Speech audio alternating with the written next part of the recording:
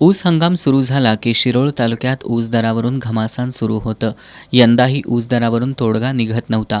त्यामुळं स्वाभिमानी शेतकरी संघटना आणि आंदोलन अंकुश संघटनांनी ऊस वाहतूक रोखून आंदोलन सुरू केलं.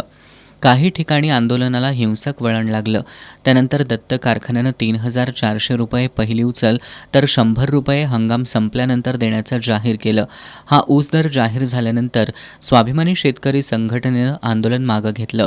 मात्र आंदोलन अंकुश संघटनेला हा दर मान्य नसल्यानं त्यांनी आंदोलन तीव्र केलं.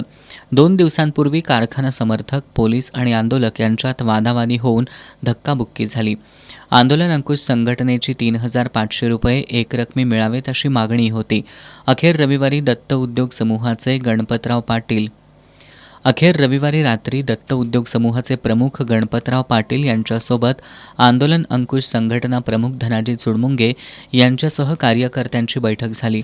या बैठकीत 3,450 रुपये एकरकमी उचल देण्याचं आणि उर्वरित 50 रुपये हंगाम संपल्यानंतर देण्याचा निर्णय झाला. त्यानंतर आंदोलन अंकुश संघटनेनं आंदोलन मागं घेतलं.